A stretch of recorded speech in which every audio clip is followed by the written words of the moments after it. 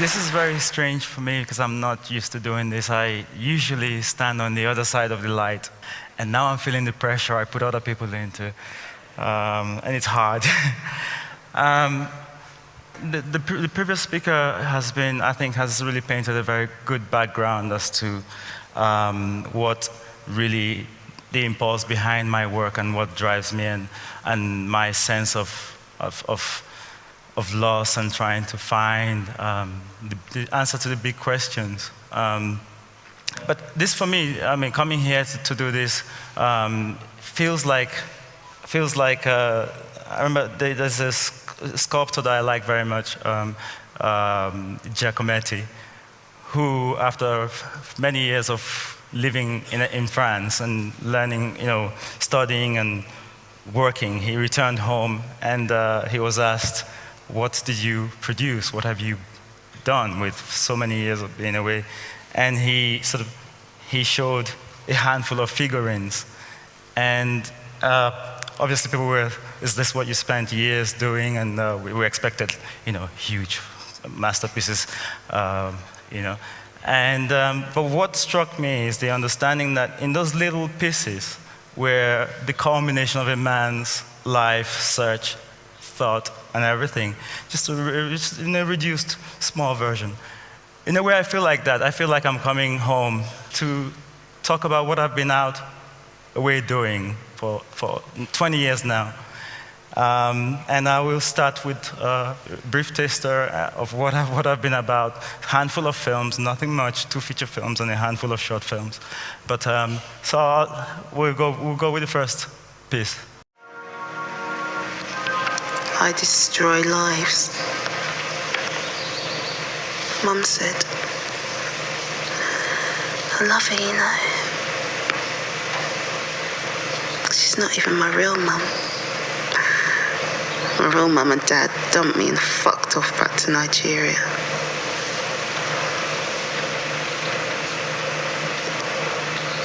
The devil is in me, cool. Sleep. Have you ever been? Where?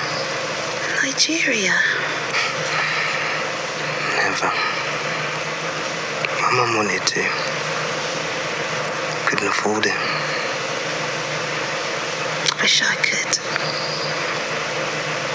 I have this feeling I'd be happy there.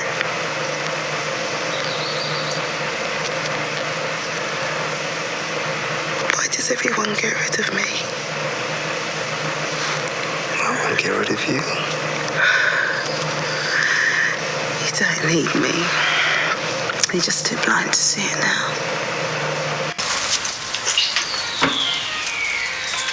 What do you do all day? Read. And do you get bored? How comes you ain't got a job anyway? I am retired. So? So I've done my bit for Queen and Country. Now I work for myself.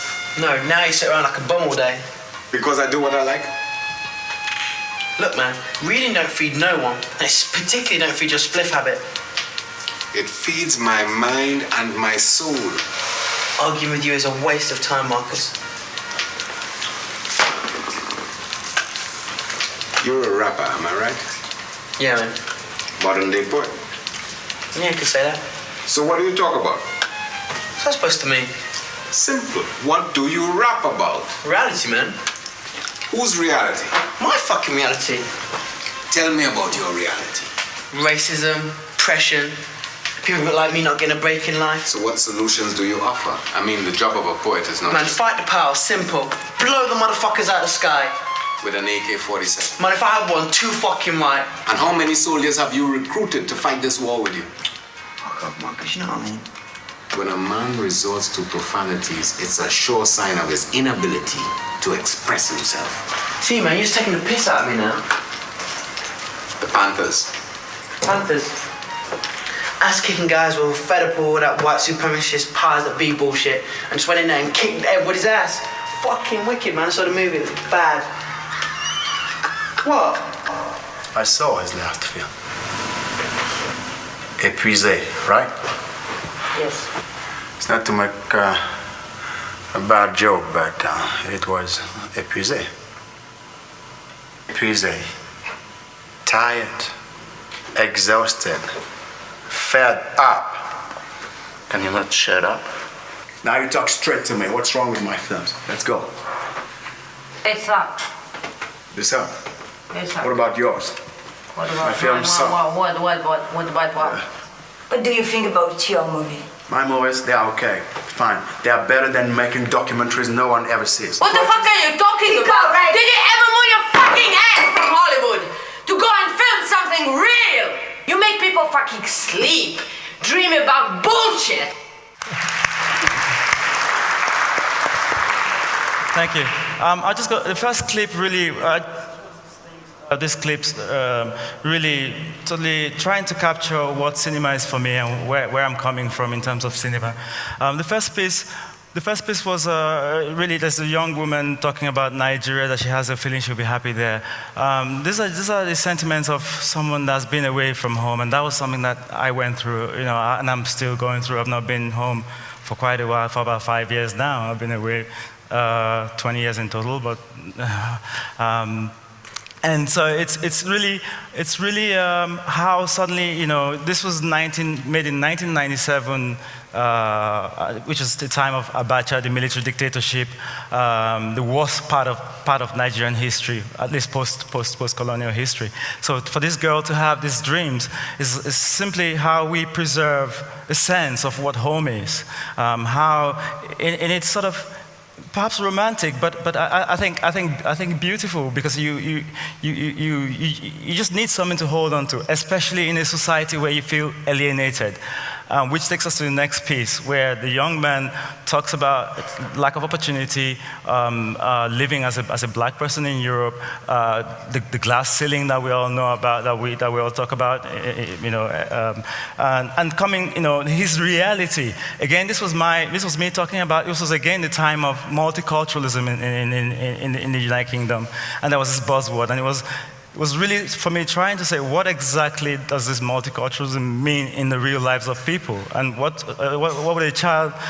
does a child like Jamie, the young boy, think? I mean, with all this anger that's built up inside of him, and what happens with that? What of course happens with that is violence, and which we see when we talk about the ghettos, and we talk about South Central LA or all this kind of stuff, or even the right, which eventually sometimes channeled becomes evolves and manifests itself as riots, like the one in France 2 years ago where I live, which shocked everybody, because everyone thought, oh well, France is a liberal society. But I lived in England for 18 years. I've lived in France for about 4, and I feel actually thrown back 20 years living in France. And then the third piece for me is the question: what is cinema to you? What do you do with cinema?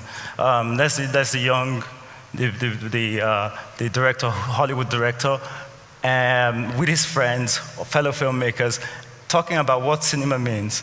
And I suppose that will take me to my last piece: what cinema means for me. My life started I started life in 1966, a few months before the Biafran War, which lasted for 3 years, and it was 3 years of war. So that whole thing, that whole childhood, takes me into the next piece.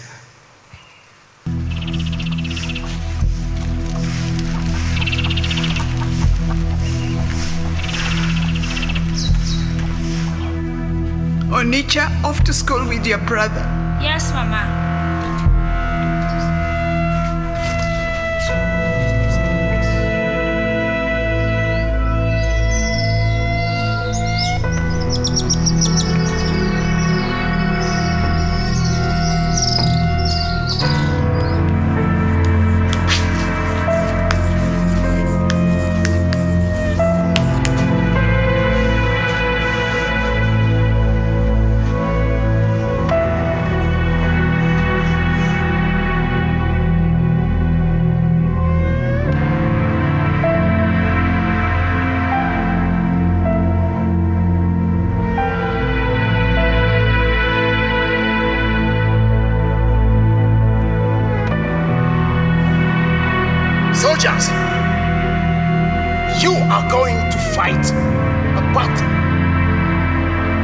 you must get ready and willing to die.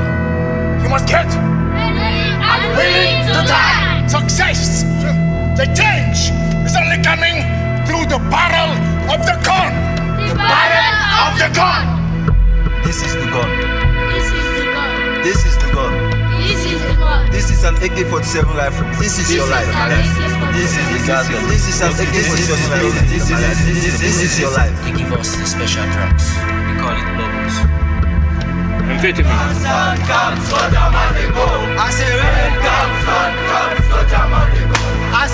We went from one village to another.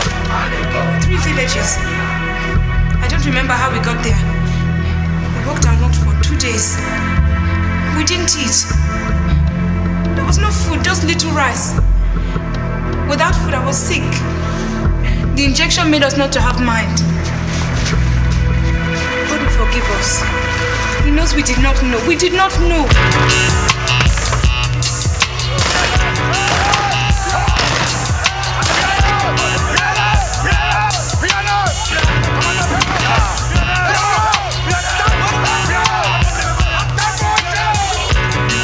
January 6th, 1999? I don't remember.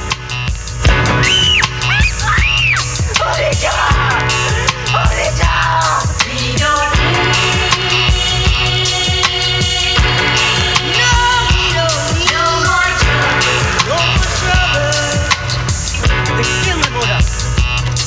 The ministers of the bastard. Who is she? Me. Why are you giving it to me? So you can stop staring at me.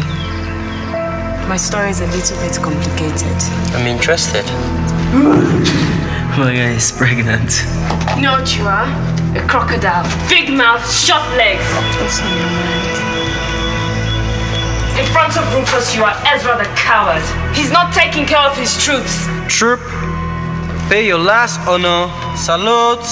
Open your eyes, Ezra. A blind man can see that the diamonds end up in his pocket.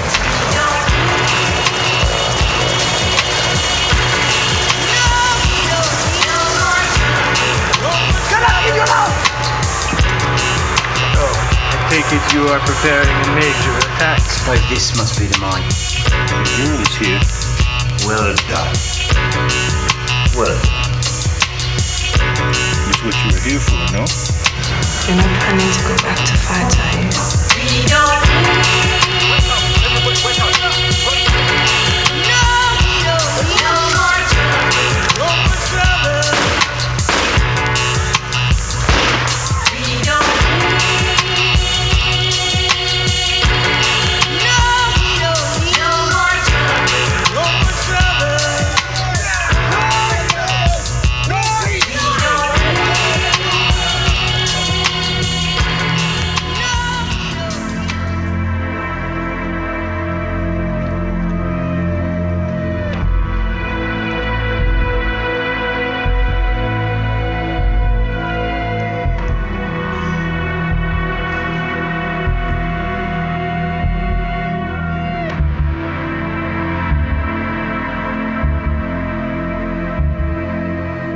We hope that with your help and the help of others with this commission, we'll go a long way towards understanding the causes of the rebel war. More than that, to begin a healing process and finally as an act of closure to a terrible period in this country's history, the beginning of hope. Mr. Ezra Gellehun, please stand.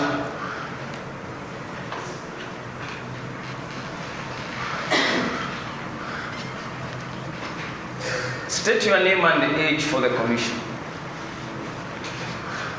My name is Ezra Gellehun. I am 15 or 16. I don't remember. Ask my sister. She is the witch. She knows everything. 16. Mr. Gellehun, I'd like to remind you, you're not on trial here for any crimes you committed. But we are fighting for our freedom. If killing in a war is a crime, then you have to charge every soldier in the war. War is a crime, yes, but I did not start it. You two are a retired general, not so. Yes, correct. so you too must stand trial them. Our government was corrupt. Lack of education was their way to control power. If I may ask, do you pay for school in your country? No, we don't. You are richer than us. But we pay for school. Your country talk about democracy, but you support corrupt government like my own. Why? Because you want our diamond. Ask if anyone in this room have ever seen real diamond before. No. Mr. Gallagher, I have to remind you, you are not on trial here today. You are not on trial. Then let me go. I can't do that, son. So you are a liar. Thank you. Just very quickly to say that my point really here is that while we're making all these huge advancements, while we're doing all, which for me, I think we should. Africa should move forward, but we should remember, so we don't go back here again. Thank you. Thank you, Newton.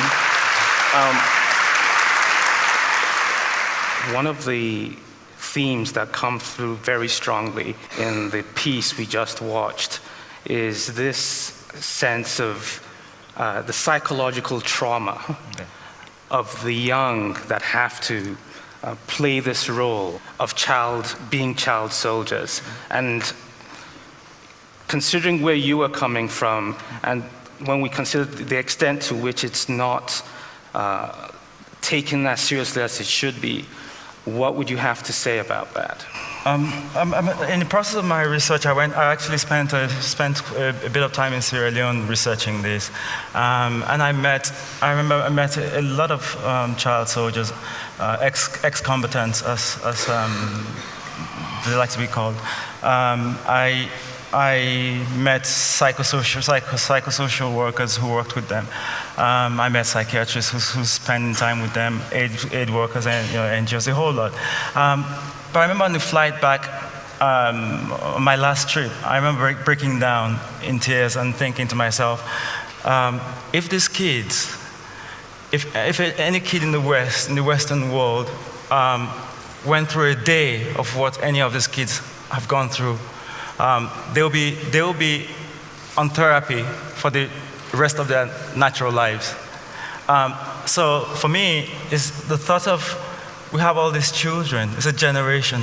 We have a whole generation of children who have been put through so much psychological trauma or damage, and Africa has to live with that. But I'm just saying to factor that in with all this great advancement, all this pronouncement of great achievement.